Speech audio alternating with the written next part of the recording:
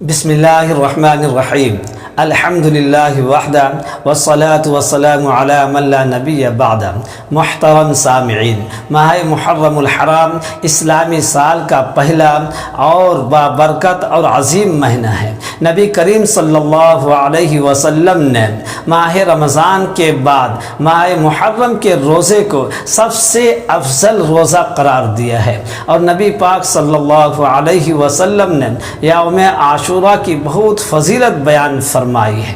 حدیث پاک کے اندر ہے، عن ابن عباس رضی اللہ تعالی عنہما ان النبی صلی اللہ علیہ وسلم صیام یوم عاشورہ انی احتسب علی اللہ ان یکفر السنة التي قبلہ، میں اللہ تبارک و تعالی سے امید رکھتا ہوں یوم عاشورہ کے دن کا روزہ گزشتہ ایک سال کے صغیرہ گناہوں کا کفارہ بن جائے گا۔ صحیح مسلم۔ اور آخر زمانے کے اندر نبی کریم صلی اللہ علیہ وسلم نے ارشاد فرمایا، لئن بقیت الی قابل لأصومن التاسع، اگر میں آئندہ سال زندہ رہا تو 9 محرم کا بھی روزہ رکھوں گا۔ ان دونوں حدیثوں کی تشریح بیان فرماتے ہوئے حضرت علامہ انور شاہ کشمیری علیہ الرحمہ فرماتے ہیں، 10 محرم کے روزہ رکھنے کے سلسلے میں 3 قول ہیں۔ نمبر 1، 9، 10 اور 11 محرم کا روزہ رکھنا۔ نمبر 2، 9 اور 10 محرم کا روزہ رکھنا۔ نمبر 3، صرف 10 محرم کا روزہ رکھنا۔ ان میں سب سے افضل یہ ہے، پہلی شکل ہے، یعنی 9، 10، 11 تینوں دنوں کا روزہ رکھنا یہ افضل ہے۔ اس کے بعد 9 اور 10 محرم کا روزہ رکھنا یا 10 اور 11 محرم کا روزہ رکھنا افضل ہے، اور اس کے بعد 10 محرم کا روزہ رکھنا ہے۔ لیکن ثواب تینوں قسموں میں سے جس شکل کے اندر بھی آپ روزہ رکھیں گے ان کا ثواب ملے گا۔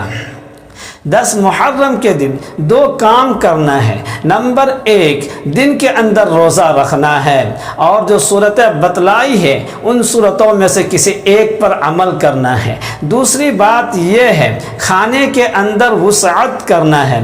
نبی کریم صلی اللہ علیہ وسلم ارشاد فرماتے ہیں، یوم عاشورہ 10 محرم کے دن جو شخص اپنے اہل و عیال کے کھانے میں وسعت کرتا ہے، اللہ تبارک و تعالی پورے سال اس کے لیے رزق کا دروازہ کھول دیتا ہے۔ تو اس لیے ہمیں 10 محرم کے دن کچھ نہ کچھ کھانے کے اندر اضافہ کرنا چاہیے اور کچھ اچھا بنانا چاہیے۔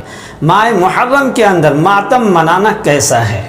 ماہ محرم کو ماتم اور سوگ کا مہینہ قرار دینا جائز نہیں ہے، اس لیے کہ نبی کریم صلی اللہ علیہ وسلم نے عورتوں کے لیے قریبی رشتہ دار کے انتقال ہو جانے پر، وفات ہو جانے پر صرف 3 دن ماتم اور سوگ منانے کی اجازت دی ہے، اور شوہر کے انتقال ہو جانے پر 4 ماہ 10 دن سوگ منانے کی اجازت ہے۔ اس کے علاوہ 3 دن سے زائد سوگ منانے کی اجازت نہیں ہے۔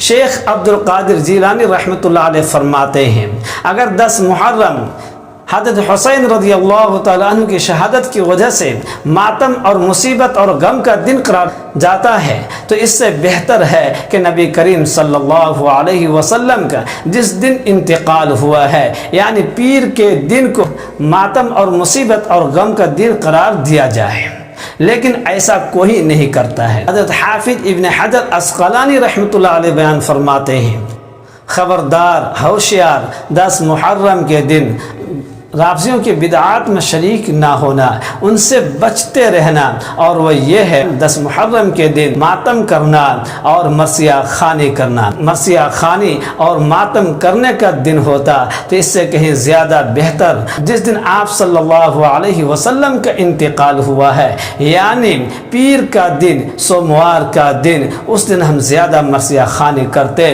اور اس دن زیادہ ہم ماتم اور غم مناتے۔ ماہ محرم کے اندر شادی بیاہ کرنا کیسا ہے؟ ماہ محرم کے اندر شادی بیاہ کرنا جائز ہے۔ مذہب اسلام کے اندر سال کے کسی مہینے کی کسی تاریخ اور کسی دن کے اندر شادی کرنا بلا کراہت جائز ہے۔